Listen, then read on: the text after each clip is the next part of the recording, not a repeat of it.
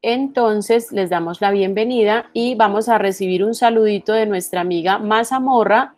Entonces, luces, cámara, acción, y ahí va Mazamorra con este saludito. ¡Ay, hola! Ya todo está limpio, preparado. Bienvenidos a esta mañana tan maravillosa y especial. Mi nombre es Mazamorra y este es nuestro programa de recetas para el amor y el alma. Oigan, ¿ya desayunaron? Porque no solamente se desayuna con comida normal. La comida más importante es la comida del alma. Y ahorita estaban diciendo que habíamos estado muy tristes, muy encerrados. Ay, que se habían activado un montón de emociones que no nos gustan mucho, ¿cierto? Entonces, yo, que soy una cocinera experta, ya saben quién soy, ¿cierto? Traje unas recetas muy especiales. Y tiene unos ingredientes muy especiales. Entonces, yo ya vengo, voy a ir por los ingredientes. ¿Preparados? Bienvenidos a todos. Entonces, esta es la U Digital y hoy vamos a estar compartiendo entonces un espacio de tertulia gastronómica y vamos a comprender que esta tertulia gastronómica pues no habla solamente de un alimento para el cuerpo, sino también para el alma. Hoy tenemos una invitada muy especial que es Lina Marcela Silva. Les cuento que Lina Marcela Silva entonces tiene una formación en sociología. Ella también es licenciada en educación artística y vamos entonces a conocer un poco de lo que es la vida de Lina Marcela. Lina Marcela es nacida en Antioquia en 1984 y a los 2 meses de su vida su familia se radica en Tuluá Valle, por la cual se crió con un paisaje caluroso, rodeado de un cielo azul y el verde de las plantaciones de caña de azúcar. A lo largo de su vida, Lina siempre se ha sentido fascinada por la naturaleza y los vínculos que se tejen con el territorio, la ancestralidad y las formas tradicionales y folclóricas de representar la vida. De allí su simpatía por las artes populares, especialmente por la danza y el teatro, como se dieron cuenta. Su interés artístico fue cultivado durante su adolescencia, cuando se acercó a la danza y a la narración oral, y se desarrolló muchísimo más cuando decidió estudiar paralelamente las carreras de sociología y teatro. Su énfasis es la dramaturgia. Al culminar estos procesos formativos, Lina centró su trabajo en la integración de elementos artísticos con fenómenos sociales y finalmente se formó como licenciada en educación artística de la universidad que muchos de ustedes que están hoy como invitados, o sea, de la UPB, hacen parte. Además, Lina complementó sus estudios con una maestría en historia, en la cual se acercó a la ritualidad popular, milagros, desde la época de la colonia y a los discursos de la memoria, a propósito del tema que hoy nos convoca. De dichos procesos se derivaron publicaciones académicas en revistas especializadas. Actualmente es investigadora independiente, docente y asesora de proyectos culturales. En 2017 fue ganadora del premio Casa Tomada, otorgado por el Consejo Latinoamericano de Ciencias Sociales, CLACSO, y Casa de las Américas de La Habana, Cuba, y en menciones de honor en el área de escritura, tesis de maestría en historia en el 2015, beca de escritura de ensayo crítico en danza por la alcaldía de Medellín en el 2018 y ensayo de danza por el Ministerio de Cultura en el 2018. En 2019 aportó como investigadora principal en la construcción del Observatorio Departamental de Danza de Antioquia, Colombia, y como profesional de campo en el Observatorio de Danza de Medellín. Pues les cuento que Lina en el presente también hace parte de una de las redes de formación artística de la ciudad, que es la Red de Danza Ciudad de Medellín, y que en ella es investigadora también. Entonces, hoy en estos intereses comunes que tenemos desde la gastronomía, la historia, el arte, la idea es que escuchemos a Lina. Entonces, Lina, bienvenida a este espacio. Muchas gracias por la invitación, por la espera, por la paciencia. Todo eso que decían allá en el chat de YouTube es cierto. Esta virtualidad nos ha puesto como en otra onda de tolerancia también. Entonces, muchas gracias. Bueno, hoy, para iniciar, no sé si Esperanza puede compartir ahí como lo que traíamos. Importante tener en el panorama que hay un diálogo con unos saberes aquí, ¿cierto? Algo de lo que soy muy apasionada es de la coherencia, de que todo lo que hagamos de alguna manera proyecta nuestro ser. Y bueno, mi ser ha atravesado por todas esas cosas que ya mencionaba Esperanza. Así que el menú de hoy está construido precisamente con la mezcla de todo eso, ¿cierto? Primero es recordar que la tesis o el centro de este conversatorio es pensar que la cocina no es solo el lugar donde ocurre una alquimia del alimento. Me gusta la palabra alquimia porque me hace pensar que en la cocina o en el acto de cocinar o de transformar hay un montón de mezclas, de algo que podríamos llamar magia. Entonces es también pensar que la cocina es el espacio donde se producen encuentros, donde se generan memorias y donde se establecen o configuran relaciones con nuestro cuerpo. Pensemos entonces que estamos hablando de una ingesta, pero no solamente es la ingesta, ¿sí? Es el placer, es la nutrición, todos esos procesos se asocian a una emoción o a varias emociones. Y es por eso, pues, como que lo que intento proyectar con este conversatorio, este compartir mejor, es pensar en las construcciones culturales que son muy vigentes.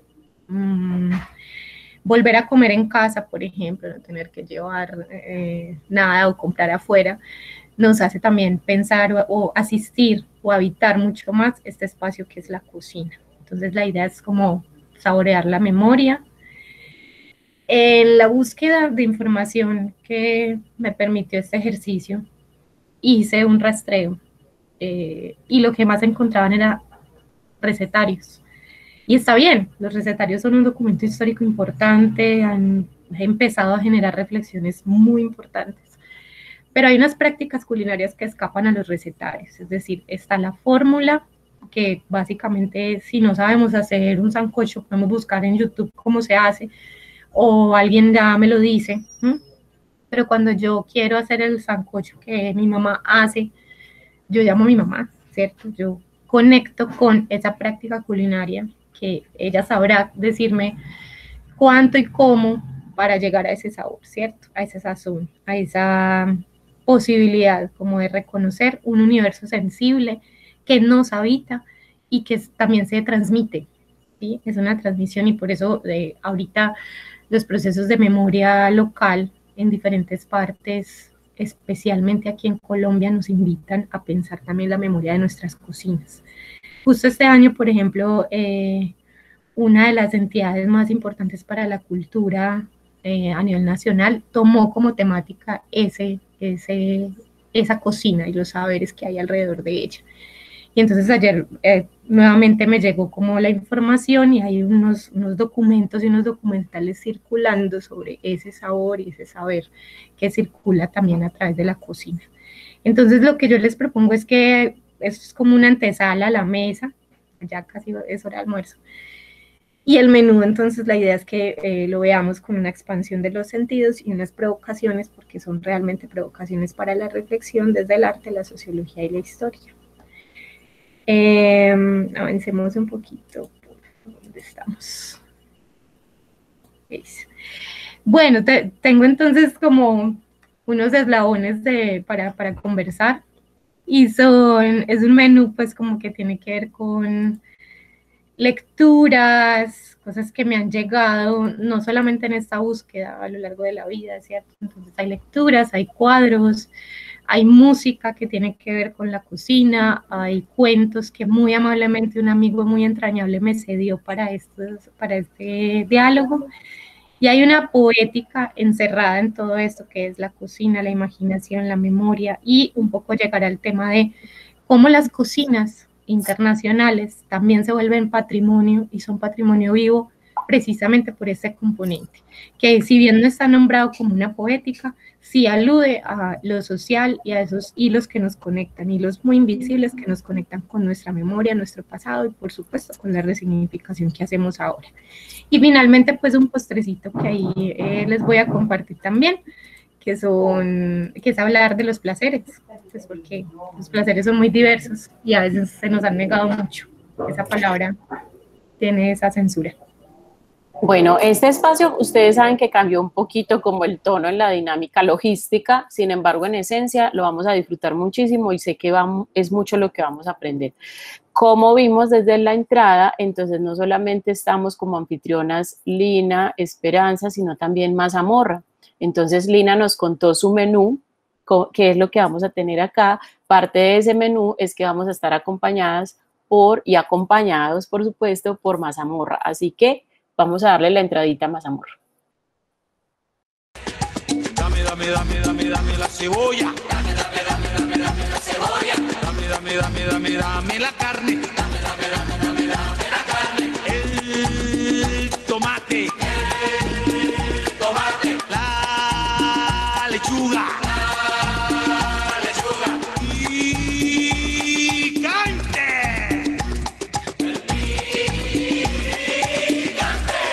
¡Vaya machandita! Pero no. Eso es muy rico, ¿cierto? Eso alimenta mucho. ¿Y saben qué? Cuando comemos, por ejemplo, la lechuga, ¡ay, rica, fresca, deliciosa! Cuando comemos, por ejemplo, los tomates así, pues todos así, coloraditos, ¡ay! Cuando comemos esto, nosotros crecemos fuertes. ¿Y saben qué? El cuerpo empieza a sacar así músculos. Sí. Hay cosas que no nos gustan, claro. Por ejemplo, a mí no me gusta la cebolla, pero a veces la cebolla es necesaria. Lo mismo que la carne, los huevos, todo eso, ¿cierto?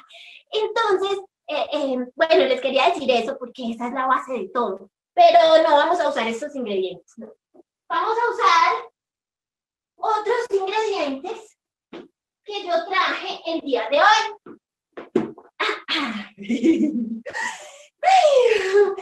Son unos ingredientes que les voy a presentar para que ustedes los busquen en la casa. Todos estos ingredientes están en nuestras casas. Atención, con ustedes una receta muy especial. He recorrido el mundo buscando estos ingredientes, pero me di cuenta que al final, como les dije, están en la casa. Ay, muy bien, esta es la receta de las emociones.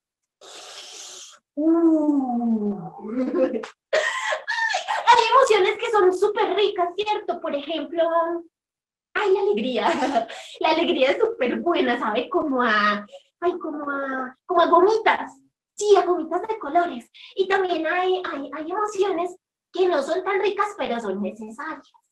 Hoy vamos a ver cuáles son estas emociones. Y vamos a ver que la vida siempre va a tener unos elementos dulces, salados, otros amargos, y así vamos viviendo la vida. Lo importante es saber que esas emociones están dentro de nosotros. Entonces, para el día de hoy, que vamos a construir la receta de las emociones, yo traje la base de todo. Número 1, ingrediente importante. ¿Dónde está? Sí se ve más importante. Ay, no lo traje. Bueno, el ingrediente más importante. ¡Ay, sí lo traje! Es el corazón. Así, chiquito, rojito, o del color que ustedes lo tengan, no importa. Este es nuestro ingrediente. Es el vital, es el más importante. Para alimentar ese corazón, vamos a también traer otros ingredientes. Por ejemplo, el primero. ¿Sí lo ven? Es nuestra familia. Ahí es donde aprendemos todo el cariño, es donde aprendemos todo el cuidado. Entonces, este ingrediente es muy importante. Pero me van a esperar un momentico, yo traigo la olla para que vayamos cocinando. Una olla normal de las que tengas en tu casa. Sin la tapa para que puedas meter los ingredientes, ¿sí? Primer ingrediente. Si tu mamá o tu papá no están, puedes usar una foto. O por ejemplo, ay, ¿tú quieres meter a tu abuela? Oh, mi abuela ya no está tampoco. Entonces yo puedo meter algo que me recuerde a mi abuela. Como esto. Por ejemplo, ¿cierto? Mi abuela es muy grande, ya me llenó la olla. Abuela, córrete. Bien, entonces aquí está mi familia, que me quiere, que me ama y que es el territorio donde yo siento mucha seguridad y amor. Y me encanta estar en mi casa. Aquí están ellos acompañando. Acompañando mi corazón. Muy bien. Vamos a traer también un ingrediente muy importante, miren. Un momento especial. ¿Sí? Vamos a echar a esta olla. Ahorita la vamos a poner ahí. Esto puede ser, por ejemplo, 200 gramos. No tiene que ser mucho. Con un recuerdo pequeño funciona. Por ejemplo, este es el recuerdo de mi cumpleaños número 9. ¿Sí? Lo voy a meter ahí. Los recuerdos hay que tratarlos con cariño y con cuidado, porque ellos a veces se vuelan muy rápido y se nos olvida, ya los perdemos para siempre. Entonces hay que guardarlos y atesorarlos. Muy bien, vamos a meter aquí algo que sea muy especial para ti.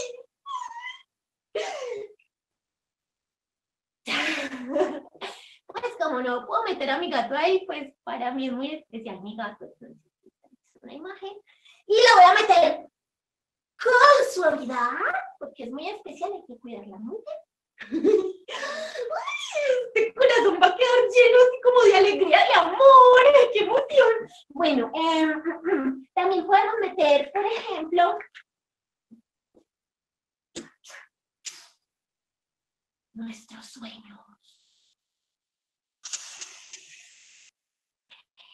Pero no vayan a dejar meter las pesadillas. Es que las pesadillas se mezclan, pero no las vayan a dejar meter, ellas se cuelan. Entonces, aquí atrapamos los sueños. Y lo metemos lentamente, porque también son sueños muy delicados. Muy bien. ¿Cómo vamos? Bien. Oigan, ustedes están hablando, es que yo no sé. ¿Dónde está mi amigo Robinson? Para que me diga? Sí, aquí estamos. Mazamorra, danos la palabra a nosotros. Hola, aquí estamos. Gracias, Mazamorra. Parece que sí tenemos a alguien por aquí. Si ves, Mazamorra, que no está sola. Bueno, entonces les cuento que Mazamorra nos estaba conectando y llevando por el sentido de lo que es esa alimentación, que no solamente está pensada para lo que comemos desde lo físico, sino también desde lo espiritual. Y Lina, Marcela, nos había entrado una conversación, les voy a pedir eso, que cerremos los micrófonos un momentico y vamos ahí dándonos la palabra. Entonces resulta que Lina Marcela nos había hablado ahorita de algo muy importante que son los recuerdos. Muy a propósito, sabemos que aquí hay mucha gente que está o en el ámbito de la universidad o en el ámbito de lo laboral y que de alguna manera dejamos un poco, está todavía entrando gente, les cuento, dejamos un poco como esos hábitos de la conexión con lo que son esas tradiciones culinarias. Yo les voy a compartir un fragmento y ojalá y todos los que hayamos entrado entremos sin afanes para que reconozcamos un poco lo que significa para nosotros esos recuerdos y esa memoria que tenemos hoy a través de las palabras de Michel de Certeau, para que nos conectemos un poco, o sea, pónganse cómodos, respiren profundo y esto es una antesala a nuestra hora del almuerzo. Les cuento que esta es la experiencia de una chica que nos dice que de niña se resistía al llamado de la madre para aprender a su lado a hacer de comer. Rechazaba este trabajo de mujer, puesto que nunca se proponía lo mismo a su hermano. Ya se había decidido que había cambiado su destino. Un día tendría un verdadero oficio, me dedicaría a las matemáticas o escribiría, es lo que ella dice. Ambas vías me parecían estrechamente ligadas, como si atrajeran mutuamente. La edad, los viajes, los libros me parecían garantizar que un día, a fuerza de trabajo y aplicación, me sería posible alcanzar la escritura de palabras y cifras destinadas a colmar mi vida. Con una partida temprana de la casa familiar hice, como muchos otros, el aprendizaje de la comida en común, alimentos de colectividades carentes de sabor y de identidad, comedores ruidosos y tristes, y no tengo más recuerdo que la omnipresencia de las papas, el arroz grumoso y esas carnes de nombre indefinible que perpetuaban, a mi modo de ver, la supervivencia de muy antiguas razas animales. Solo su ancianidad genética me parecía poder justificar su grado de resistencia. De esa manera descubrí, a contrario, que hasta ese momento había estado bien alimentada, que nunca nadie había medido la cantidad de fruta o de queso que me tocaba en casa, y que la prosperidad de una familia se traducía, para empezar, en la idea de la mesa. Pero todavía durante mucho tiempo consideré como elementales, convencionales y prosaicas, por tanto, un segundo que está todavía entrando gente. Ajá, listo. Consideré como elementales, convencionales y prosaicas, por tanto, un poco estúpidas las habilidades femeninas que presidían la compra de comestibles, su preparación y el orden de las comidas. De la experiencia titubeante de los primeros pasos, de las pruebas y errores que me queda este asombro, creía que nunca había aprendido nada, ni observado nada, pues había querido sustraerme con obstinación al contagio de esta educación de muchacha, pues siempre había preferido mis recámaras, mis libros, mis juegos silenciosos en la cocina, donde mi madre no paraba. Sin embargo, mi mirada infantil había visto y memorizado acciones, mis sentidos habían conservado el recuerdo de sabores, olores y colores. Ya conocía todos esos ruidos, el silbido del agua que empieza a hervir, el chisporroteo de la grasa que se derrite, el batir sordo de la mano que amasa. Una receta, una palabra inductora bastaban para suscitar una extraña amnesia en la que se reactivaban en fragmentos antiguos sabores, experiencias primitivas de las que era heredera y la depositaria sin saberlo y haberlo deseado. Un poco con estas palabras vamos nuevamente entonces a darle la palabra a Lina para que nos cuente entre esas dos recetas, las recetas para el alma que nos tiene Mazamorra y estas recetas que también son para el alma, pero que conectan allí con la memoria. Bueno, Michelle Desertó trae además una memoria propia de un semiólogo, ¿cierto? Y es muy apropiado pensarlo desde su enfoque, porque la invitación es a pensar inicialmente un leer nuestra casa, ¿cierto? Hemos estado encerrados, hemos estado encontrándonos de nuevo o reencontrándonos de nuevo con nuestros espacios. Algunos de esos espacios han sido poco habitados, porque pues la mayoría tenemos actividades por fuera, pero estar ahora en casa nos pone de frente con nuevamente los territorios que habitamos, que pisamos y que de pronto no disfrutamos o padecemos a la luz del encierro. Entonces, para picar, para conectar con las palabras que acabamos de escuchar, les traigo pues una gotita de Isabel Allende. Esto es un fragmento de un texto que se llama Afrodita, y ella, dentro del cruce que hace entre literatura y comida, menciona esto: paseando por los jardines de la memoria, descubro que mis recuerdos están asociados a los sentidos. Entonces, leer la cocina, además de que es el espacio donde para nosotros, para las comunidades latinoamericanas, es el espacio donde también habita la madre, lo femenino, el chisme, todo esto que se construye alrededor de ese espacio como tal, a donde llegamos cuando hacemos la visita después de la sala. La cocina es un lugar que da un salto tremendo, ¿cierto? Porque además también es muy reveladora del estado de nuestra alma. Yo quiero que también piensen, que hagan como un ejercicio de imaginación o de recuerdo de las primeras cocinas que ustedes habitaron en su infancia. Yo, por ejemplo, pues traje este cuadro, que es, como ahí abajo ven la referencia del cuadro. Y recuerdo que en la cocina de la casa de los abuelos había como un cuadro de unas niñas. Y recuerdo que yo me quedaba horas mirando ese cuadro y de alguna manera eso se instaló en mi memoria visual y todavía lo recuerdo como parte de esa cocina, ¿cierto? Parte de la cocina también estaba todos los utensilios con los que preparaban el alimento, pero también estaba la proyección que era el comedor en ese momento de unos 6 puestos. Ahora básicamente las cocinas han cambiado a tal punto que tienes una barra donde no hay un encuentro para alimentarte, simplemente un lugar donde se ponen los alimentos, alguien los recoge y rápidamente comemos. Yo no puedo decir que sea mucho el tiempo en términos históricos de este cambio. Ese cambio se ha dado muy rápidamente, incluso las casas que ahora se construyen nos ofrecen espacios de cocina que son un poco transformados a la necesidad de vida ágil, ¿cierto? Y pensar o leer la cocina hoy es leer también que nuestros estados del alma son estados agitados, que la casa además es un espacio, que la cocina es un subpaisaje de ese espacio y que incluso cuando intenta ser reproducida, ¿cierto? Hay un choque entre nuestras cocinas reales y unas cocinas como estas, que eran las que en otro tiempo, en otro momento histórico, revelaban lo doméstico, ¿cierto? Ahí lo doméstico está la leche, el pan, qué alimentos hay, pero qué condición también tiene esta mujer y qué sensación de doméstico me proyecta, contrario a lo que hoy vemos, ¿cierto? Entonces es desde también las poéticas.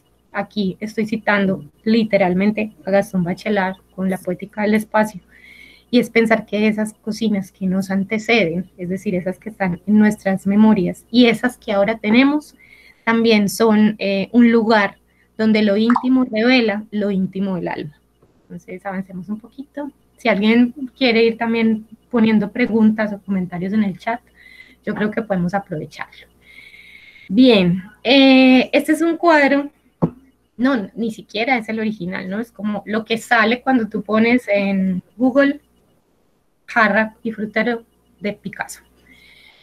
Es lo que venden en Amazon, en cualquier plataforma de esas de comercio. Conserva, de todas maneras, la esencia de la abstracción del espacio, ¿cierto? De la abstracción de lo que hay comúnmente, lo que encontraríamos, lo que está asociado al alimento en una cocina, ¿cierto? No dejar perder de vista que la cocina, así como más allá del espacio, entendida también como ese lugar de la memoria, como ese lugar donde se fabrican también esos placeres o displaceres del alma, es un bien cultural. En esa medida es un producto susceptible, esto sí, este fragmentico sí lo escribí yo, de transmisión, herencia e identidad, ¿sí? Siempre que estamos hablando de un bien cultural, de un bien, en este caso, claro, el bien puede ser que nos suene muy material, pero en realidad también estamos aludiendo a toda esa inmaterialidad que se constituye alrededor de el alimentarnos, ¿cierto? Y aquí yo puedo citar muchas otras culturas que hacen de la comida o del arte de comer precisamente un arte, precisamente toda una construcción social alrededor de. Y pensemos que de entrada estos encierros, estos confinamientos han fragmentado también esas formas de comer o de alimentarnos. Tengo entonces una entrada que se llama Agua de Arroz. Es un pequeño cuento que me facilitó, me concedió el placer de traer a este espacio un amigo muy cercano. Se llama Leonardo Muñoz. Y vamos a leer un poquito. Esos son los ingredientes de este cuento. 1 taza de arroz, 3 tazas de agua, 3 cucharadas de azúcar, 1 astilla de canela. Preparación. Atardece. Olga está sentada ante la tumba de su hija. Destapa un tetero y echa agua de arroz en la tumba. Olga mira la tierra humedecida. Mariana. Otra vez, en la madrugada he soñado contigo. Sueño que me ves llegar a la casa desde el umbral y empiezas a gatear hacia mis brazos. Veo que te acercas con una sonrisa de 2 dientes, esa sonrisa que parece un sol. Olga, Con las yemas de sus dedos acaricia la tierra. Sueño también con tu llanto, ese llanto tuyo, que con escucharlo me deja una zozobra dentro de mí. Sueño que lloras desde lejos, tu llanto me llama. Olga aprieta en su puño la tierra. Te busco con desespero en la casa y no te hallo. Ese llanto tuyo suena con más fuerza, como si me pidieras que te encontrara para estrecharte en mis brazos. Mariana, Mariana, en las madrugadas despierto sin encontrarte. Luego vuelvo a cerrar los ojos para soñar contigo, pero ya no recupero el sueño. Tu llanto se me queda como un eco en mi sangre. Olga vuelve a echar agua de arroz en la tierra. Ese llanto tuyo se parece tanto a esos llantos cuando tenías hambre. Solo te calmabas cuando tomabas tu tetero con agua de arroz. Silencio. Después que sueño contigo, pongo a hervir antes que los gallos canten 3 tazas de agua. Le echo una astilla de canela para que tome sabor. Luego la taza de arroz y dejo que hierva. Ese olor del agua cocinándose inunda la casa y me inunda de recuerdos el corazón. Vuelvo a verte con los ojitos cerrados como cuando te quedabas dormida en mis brazos. Vuelvo a tenerte, mi niña, como si nunca te hubieras ido. Escucho otra vez tu llanto. Lloras de hambre. Te calmas cuando hueles el olor del agua de arroz cocinándose. Ahora yo me calmo cuando huelo ese arroz y me digo tu nombre una y otra vez. Tu papá, cuando me ve licuando el arroz para luego endulzarlo con 3 cucharadas de azúcar para echarlo en tu tetero, me dice que si sigo así me volveré loca. Dice que no debería pensarte tanto, ni venir a avisarte todos los días. Pero tu papá no comprende que en ese lugar puedes sentirse sola y hasta llorar cuando no tomas tu tetero. Tu papá no comprende que preparo el agua de arroz para que el frío del olvido jamás te toque. Olga, con las yemas de sus dedos, acaricia la tierra. Noche. Bien, ese es el agua de arroz. Un texto que además me lleva como a unas memorias, a unas imágenes, a una conexión tremenda con eso que entendemos de memoria y cómo en el momento actual también construimos memorias. Es decir, claro, nosotros tenemos la opción de recordar, es esto de volver a pasar por el corazón, pero también tenemos la posibilidad de recrear esas memorias emotivas.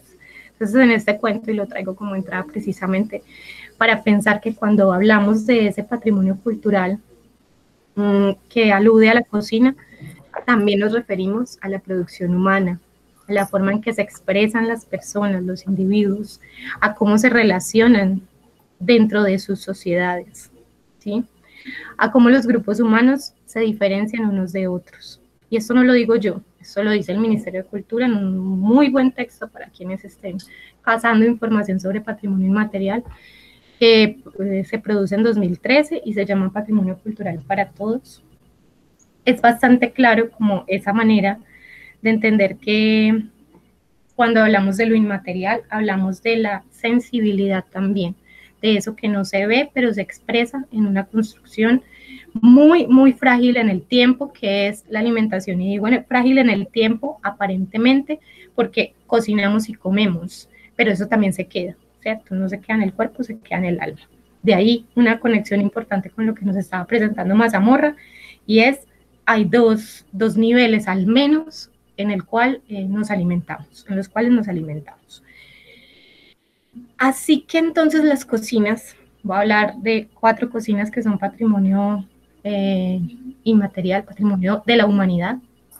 Una de esas cocinas es la cocina francesa, y la cocina francesa es la primera que recibe este reconocimiento, porque no porque sea la más deliciosa, no, es porque ellos aluden a una práctica del buen comer. Eso que llamamos cocina gourmet, eso que llamamos, es una práctica, ¿sí?, social. Y eso quiero como que quede muy en escena, porque es muy importante entender que las cocinas también se valoran desde ese lugar. Yo puse cualquier imagen, como las que vemos de cómo esas cocinas habitan nuestra cotidianidad. Esas son imágenes cualquiera que uno encuentre en cualquier parte. Pero obviamente la cocina francesa está hecha de mucho más que un croissant que ven ahí, ¿cierto? O un pan francés. Tenemos al lado la cocina mexicana. La cocina mexicana recibe ese reconocimiento como patrimonio por las fuertes influencias en otras actividades que nutren la experiencia culinaria, como la siembra, y son familias enteras que hacen un proceso de siembra de estos ingredientes. La elaboración de platos típicos, en especial los tamales y las tortillas, y cómo eso genera un vínculo social que permanece desde las comunidades ancestrales hasta hoy en día, ¿cierto? Y cuando vas a México, sabes que la masa que nos venden a nosotros, así, este constructo haya migrado, digamos que la masa base tiene una naturaleza de origen y de construcción y de memoria que va más allá de simplemente construirla y crearla, sino a todo lo que hay, lo que antecede el llegar, por ejemplo, a la tortilla. Aparece después aquí en la presentación la cocina japonesa, que son, allí lo reciben por una práctica que ellos llaman uashoku. Y el uashoku son los procesos de producción, preparación y consumo de alimentos asociados a festividades, en especial festividades de fin de año.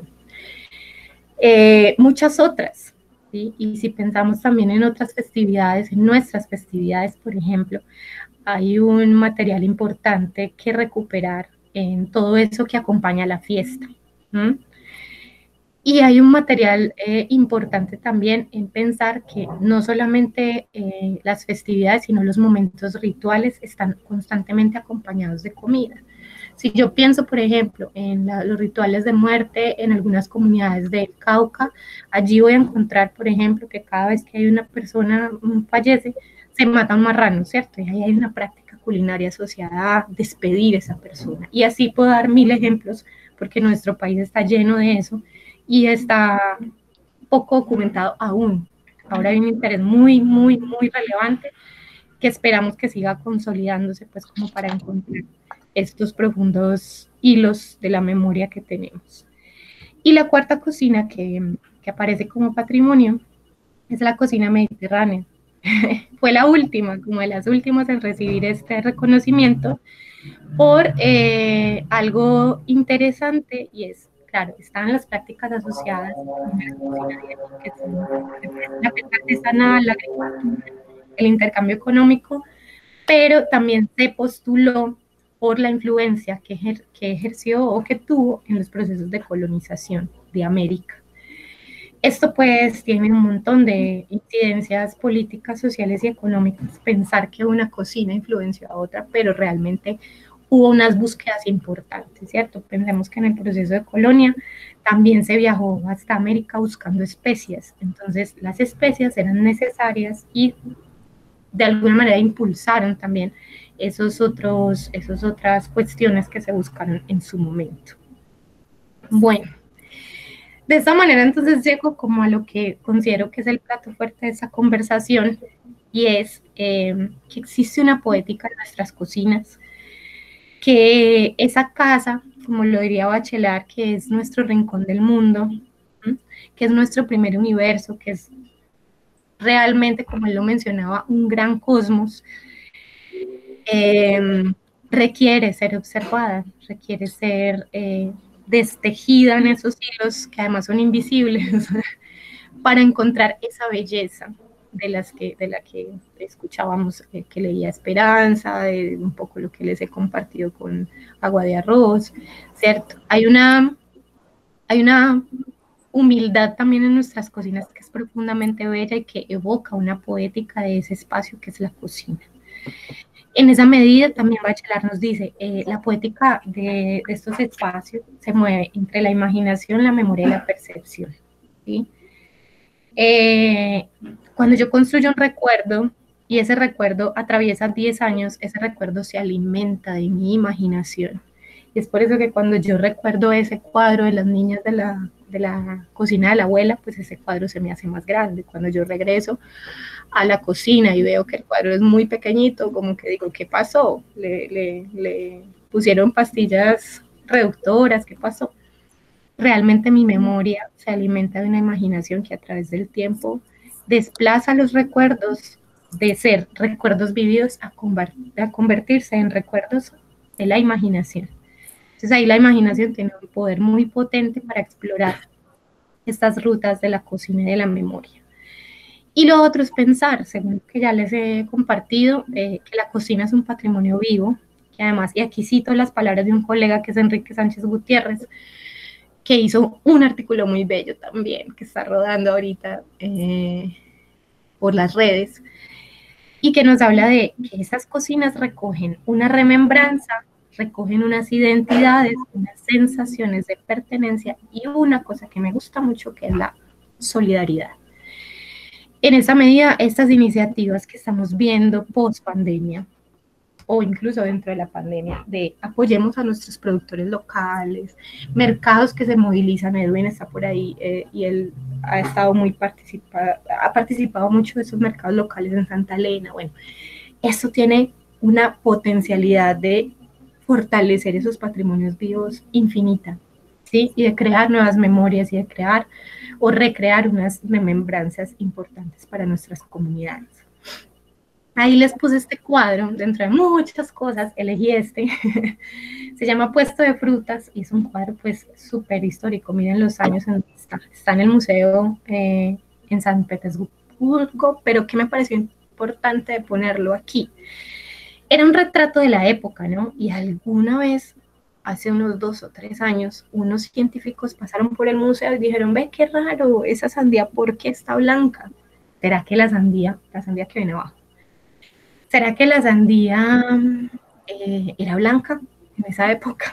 ¿Será que ha evolucionado en sus colores? ¿Será que ha cambiado? ¿Será que el pintor no tenía ese color en su momento? Bueno, se empezaron a hacer un montón de preguntas y de alguna manera el arte, en este caso, se convierte en un registro importante y potente de esa memoria, ¿sí? Y arrancó una investigación que está en marcha, que se está buscando qué pasaba con esos alimentos. No olvidar que la memoria, y en esto el arte tiene una potencia, porque no solamente nos vincula con la imaginación, sino que nos vincula con el representar la realidad, ¿cierto? Todavía está en marcha esta pregunta sobre este cuadro, esa y muchas otras. ¿Por qué la traje? Porque creo que es importante seguirnos preguntando sobre este acto de alimentarnos y preguntarnos desde muchos flancos, porque a veces le dejamos esto, no sé, al gobierno, al Estado. Nosotros como comunidades tenemos una necesaria visibilización de nuestras costumbres, de nuestras construcciones alrededor de lo que cocinamos y comemos.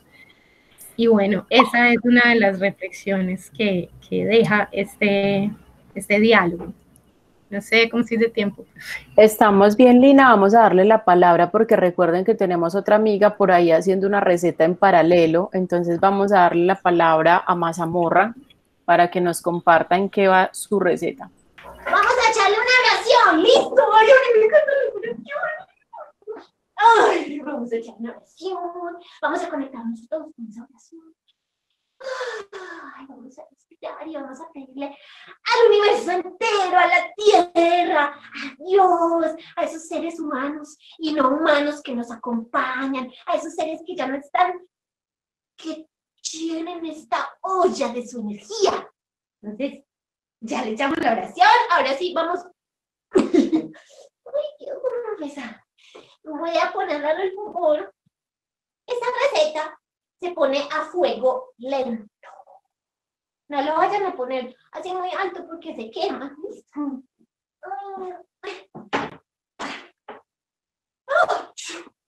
Listo, mientras ella se cocina.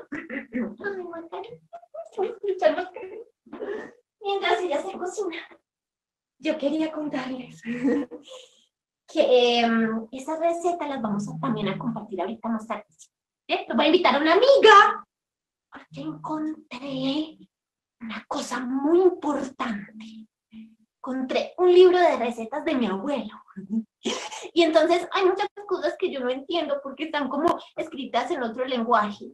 Entonces yo voy a invitar a una amiga ahorita más tarde.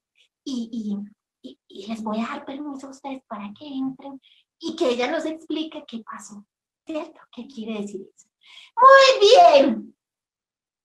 vamos a dejar nuestra comida a fuego lento y vamos simplemente a esperar. ¿Cómo se sienten ustedes esperando el día de hoy? ¿Están preparados para esperar? ¿Sienten que ya no tienen tiempo? Eso me recuerda el olor de mis nietos. Así como el aroma del cuerpo es excitante, del mismo modo lo es el de la comida fresca y bien preparada, los perfumes de la buena cocina. Si no es erótico, se parece mucho. Cierre los ojos y trate de recordar la fragancia exacta de un sartén con aceite de oliva donde se fríen cebollas delicadas, nobles dientes de ajo, estoicos pimientos y tomates tiernos. Ahora imagine cómo cambia ese olor cuando deja caer en la sartén 3 hebras de azafrán y enseguida un pescado marinado en hierbas y finalmente un chorro de vino y el jugo de un limón. El resultado es tan estimulante como el más sensual de los efluvios y 1000 veces más que cualquier perfume de frasco. A veces, al evocar el aroma de un plato sabroso, la nostalgia y el placer me conmueven hasta las lágrimas.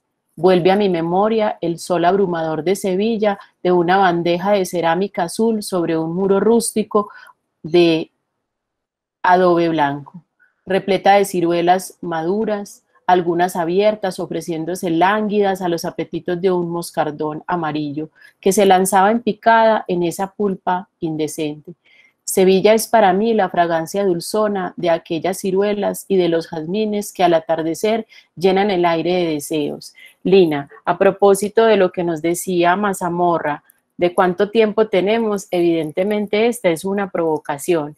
Y entonces ahora le vamos a dar paso también, porque creo que Mazamorra hacía referencia a esa otra amiga, yo no sé si no se ha dado cuenta que estamos en paralelo, y vamos entonces dando paso a las preguntas de nuestros invitados, pero antes de eso, Lina nos va a compartir cuál es el postre de esta invitación. Por ahí entonces vamos motivando también para que no nos dejen hablando solo a nosotros, sino que también podamos compartir como esas preguntas. Entonces, Lina, vamos con los postres. Bueno, el postre aquí es dulce de plátano maduro. Es uno de mis cuentos favoritos también de Leonardo. Y es dedicado a su abuela. Los ingredientes son 7 plátanos maduros en concha oscura, una taza de agua, 3 clavos de olor y una panela. Preparación. Cada vez que Micaela Rico sentía ganas de probar el dulce de plátano maduro, madrugaba a la plaza de mercado para escoger los plátanos ideales. Con su mandato matriarcal, los cogía en la palma de su mano, con las yemas de sus dedos los apretaba, se los acercaba a la nariz y luego iba echando en el canasto los elegidos. En su soledad, sabía que esa era la manera de consolarse, de recordar a Justiniano Muñoz en las tardes de estío ya sin él. Los despojaba de su antigua concha en el silencio de la cocina.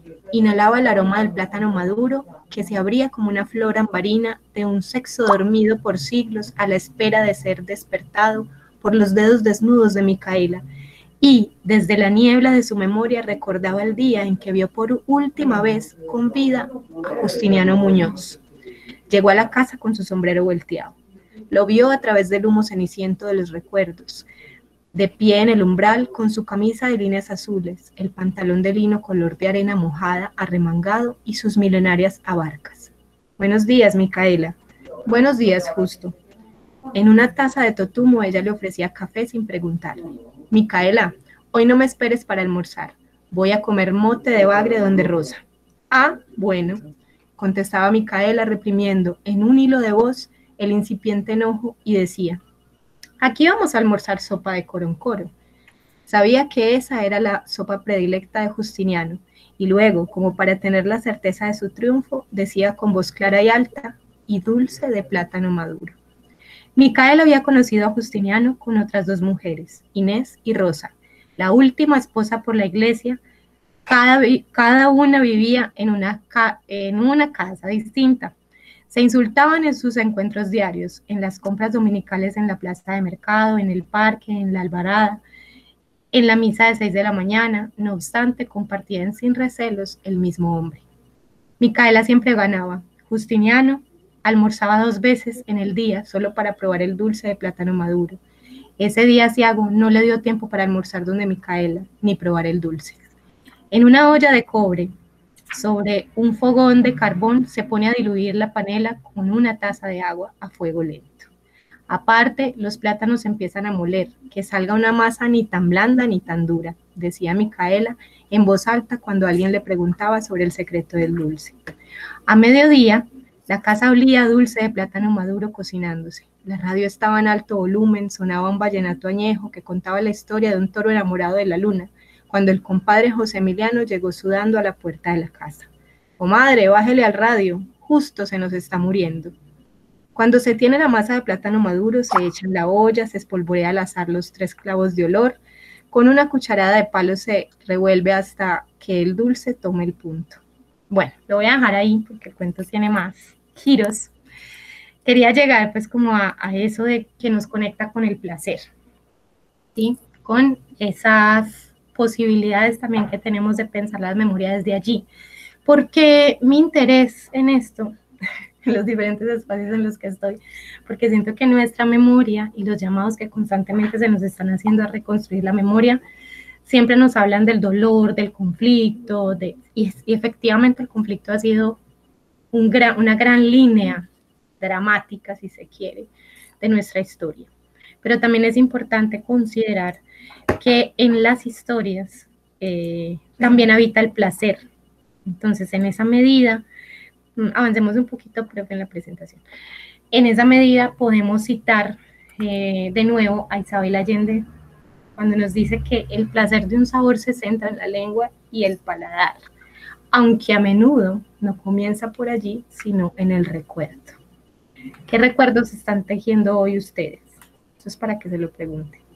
¿Qué recuerdos estamos construyendo en el hoy? Que son los recuerdos que vamos a cultivar allá cuando estemos preparándole la sopa de coroncoro a nuestro Justiniano, o cuando estemos preparándole nuestro alimento a nuestros nietos, como lo mencionaba la lectura que hizo Esperanza. Bueno, también hay un lugar colectivo de esos placeres, y aquí en pantalla ven ustedes 3 ejemplos, que además tienen una poética en sus nombres. La primera fotico es la de un postre mexicano, cuyo nombre son pedos de monja.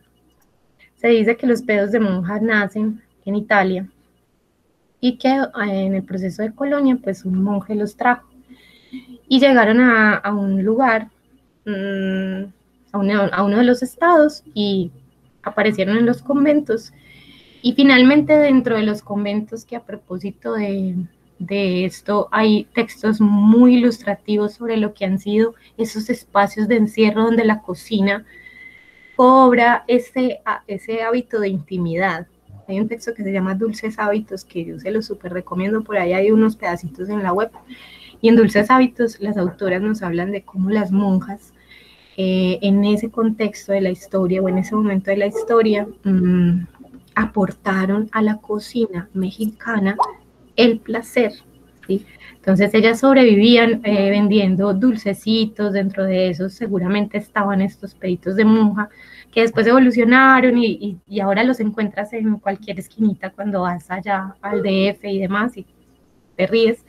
Al parecer, según la teoría, reciben este nombre porque evolucionan, ¿no? Se llamaba como pecho de monja, eso sería como petit di suora, pero pues en nuestro proceso de castellanizar esto y de ponerlo en nuestro lugar, pues sonaba a pedo, entonces pedo de monja. Y la cocina mexicana tiene una gran vertiente de repostería que se logró también a través de esta resignificación de postres como estos en un contexto más local. Entonces miren que tampoco es que todo emerja de nuestras comunidades ancestrales, aunque sí, ¿cierto? Haciendo también estos trabajos me parecía muy llamativo que alguna vez alguien pregunta, bueno, ¿y cuál es el origen de la arepa? Bueno, no, la arepa, ¿por qué la arepa es redonda? La arepa es redonda porque es un homenaje a la luna que hacen nuestros indígenas, ¿sí? Y replican esa forma redonda y se alimentan de ella, ¿sí? Pensemos en esa relación también espiritual y en ese placer que implica esa comunión. Eso era también una comunión en el mejor sentido de esa palabra. La segunda fotico que hay ahí son las empanadas de viento. Son ecuatorianas, son básicamente empanadas rellenas de queso.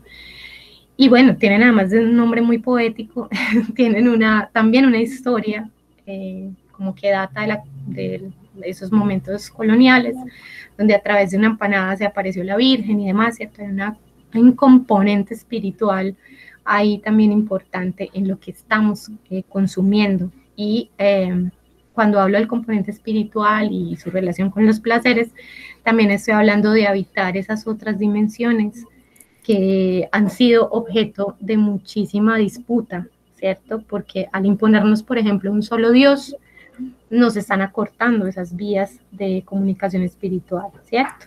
O al obligarnos a tener momentos de placer que en su mayoría son castigados, y todavía estamos resignificando esto, ¿no? Piensen cuando estamos haciendo una dieta y nos dicen, no, rompiste la dieta, ya tienes que parar de comer no sé cuántos días.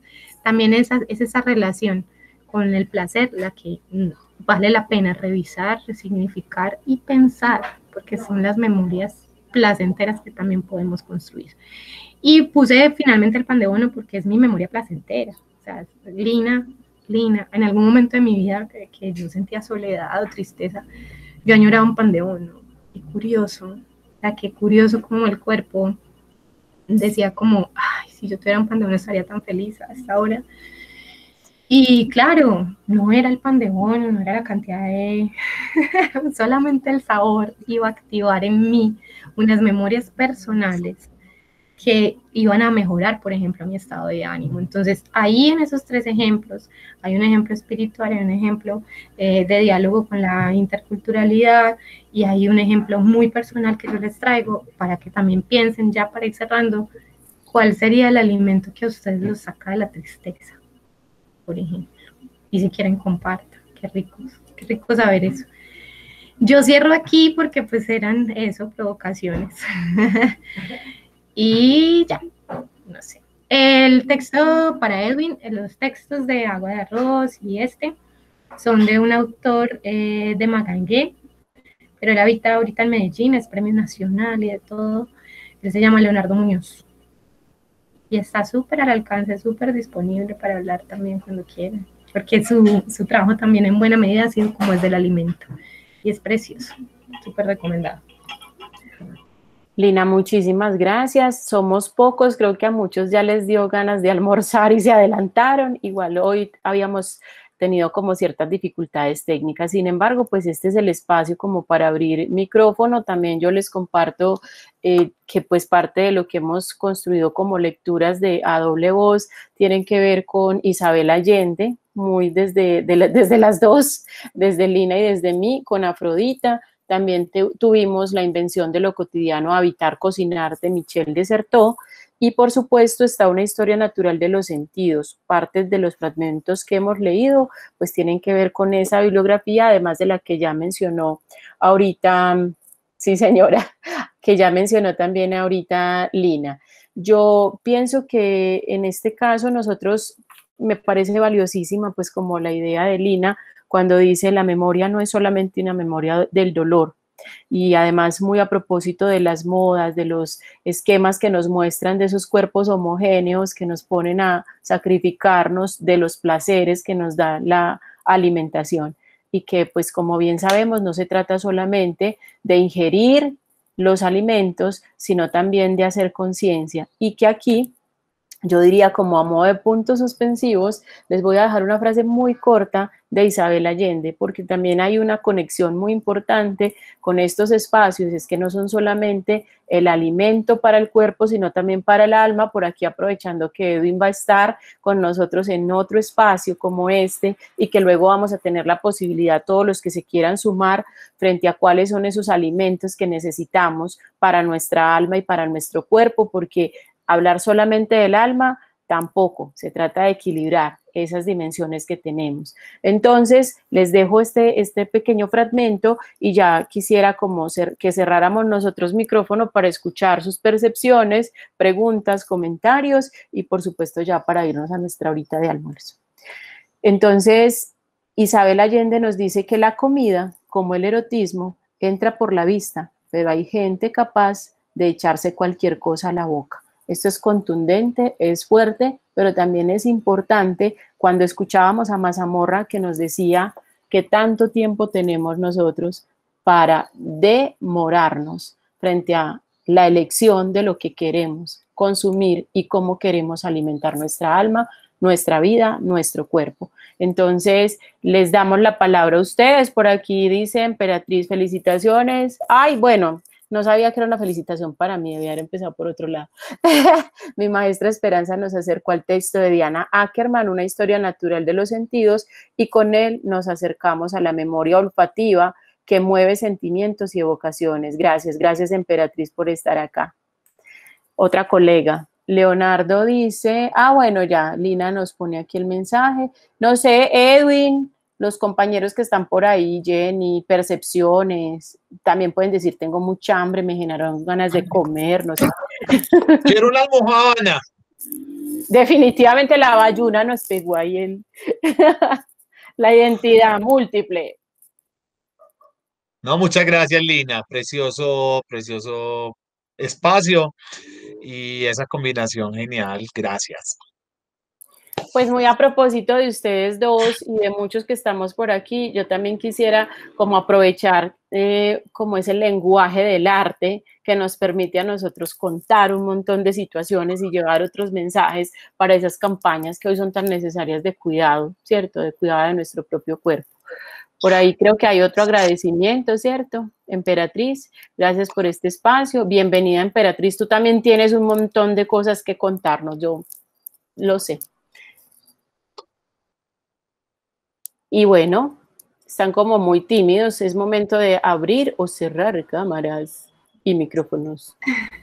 Empera, si quieres decirnos algo. Mientras van pensando, también contarles. No, Esperanza. Esperanza. Sí, dale, Empera. ¡Qué alegría! Abra cámara que la quiero ver. Agradecerles infinitamente porque este ejercicio me permitió recordar uno que creo que hicimos en complicidad contigo en Copacabana cuando trabajaba en Medellín. En este momento estoy en Barranquilla, en mi tierra. Y de la experiencia salió con padres de familia, eran 15 padres de familia, de un contexto socioeconómico bastante bajo. Y el ejercicio era traer algo de la casa que recordara la casa materna, a que huele mi casa materna. Y aparecieron unos electrodomésticos y unas anécdotas que le erizaban a uno la piel. Y apareció una chocolatera por allá que tenía miles de años. Y la señora decía, con ojitos aguados, cómo esa chocolatera y el olor a chocolate le recordaba a su abuela materna. Y el ejercicio de echarle la canela y todo el proceso, y nos contó cómo hacer un chocolate. Ahorita ustedes me hicieron recordar y entrañar notablemente esa Antioquia con sus olores. Y yo hacía el recorrido, de verdad, de corazón, lo hacía mientras ustedes mostraban la arepa y mostraban eso. Yo hacía el recorrido fugaz por Andes, por el suroeste antioqueño, y cuando alguien, no sé quién es, si es el significado, la palabra o un apodo que le dicen a Esperanza, dice Mazamorra, creo que es un muchacho, ¿es quién? ¿Quién es? Mazamorra. Bueno, a propósito de la conexión que hice yo ahorita, es que nuestros amigos, Lina, Edwin, pues como les contaba al inicio, son artistas. De Edwin no le vamos a dar foco hoy porque Edwin va a tener un espacio así protagónico al cual está programado para el 21-22 de octubre. Entonces, pues la idea es que este espacio que tenemos aquí como para compartir cada vez coja más fuerza y que sea alimentado literalmente por las distintas voces. Entonces, ahorita que lo mencionas, Empera, la intención con Lina es también como ese mensaje tan bello que nos propone un personaje como Mazamorra, y que aquí Mazamorra nos dice, les voy a traer una amiga, y la amiga es Lina, pero es ella misma, ¿cierto? Es un ejercicio aquí sobre cómo se vuelve espectador del mismo artista, que tú también sabes de ese lenguaje. Entonces esa Mazamorra, no sé, igual esta grabación va a quedar y yo se las puedo compartir para que la puedan ver si de pronto te perdiste esos fragmentos donde Mazamorra era la que venía y nos hablaba. Escuchaba con agrado la personificación de la niña.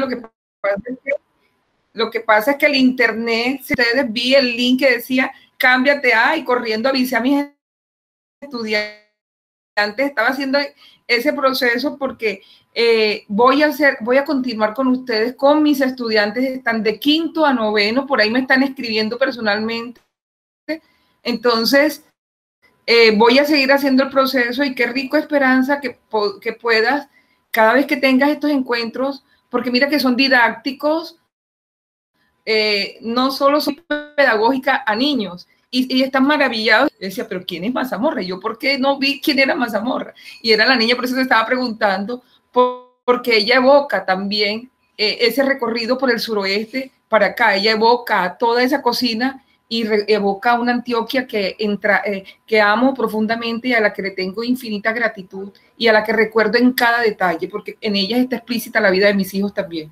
Gracias, Empera. Pues esa niña antioqueña y con también llena de un montón de mensajes caucanos es Lina. Entonces, el mensaje queda grabado. Muchas gracias por tus palabras, Lina. Te dejo el espacio para que cerremos este momento. Muchas gracias. Sí, Mazamorra, justo en la pandemia, se dio cuenta que sus estudiantes, porque también es docente, o sea, yo soy docente en una institución educativa pública, y me di cuenta que los chicos estaban realmente padeciendo los encierros y que su sistema mental y emocional estaba siendo muy vulnerable. Entonces, casi que esta propuesta de llevar el personaje a los contextos escolares y a crear recetas para el alma sale en este tiempo. Entonces tengo un canal de YouTube donde les comparto recetas, me invitan a los colegios a hacer transmisiones en vivo, hacemos shows para ellos, pero es simplemente para compartir formas de solventar esta crisis emocional y mental que se nos viene porque se nos viene. No solamente ya la estamos sintiendo, sino que viene una cosa fuerte para nuestros niños y niñas, y la manera también como de acercar esa información emocional y de sentir que realmente vale la pena rehabilitar estos espacios domésticos en clave de cuidarnos y protegernos y dar un mensaje también de aliento, esperanza, sonrisa y demás. Entonces, pues los canales están también disponibles, ya que eres profe emperatriz, para que disfrutes de ese canal también. Y agradecerles muchísimo a la universidad por haberse interesado en este espacio, a la profe por haber sido puente, y a todos y todas las que se conectaron, esperaron, siguen ahí en silencio con sus camaritas. Qué rico que la gente tenga esa disposición de escucha y de intercambio. Muchas gracias. Gracias a ti, Lina. Bueno, yo les cuento que entonces para el 22 vamos a tener la otra programación. Y, Emperatriz, por supuesto, la idea es que estos espacios que nos multiplican esa memoria de lo grato, pues puedan difundirse cada vez más, que seamos cada vez más, y que, bueno, que no padezcamos mucho. Ya tenemos suficiente con los asuntos que no dependen de nosotros, por lo menos en estos que podemos tomar la decisión de qué escuchamos, cómo nos alimentamos, pues entonces está el espacio acá. Un agradecimiento enorme también por lo que acaba de mencionar Lina, y ya saben, entonces nuestro compromiso es que publicaremos este video para que quienes no pudieron estar y estaban invitados, de pronto ya ahí en el traslado de YouTube hacia este link no se logró, el video queda y también quedan nuestras siguientes intervenciones. Vamos a tener varias este año y el cierre del año será una con todas estas que tenemos, con todos estos invitados, para que nos hagamos una fiesta gastronómica para el cuerpo y el alma. Muchas gracias a todos. Gracias.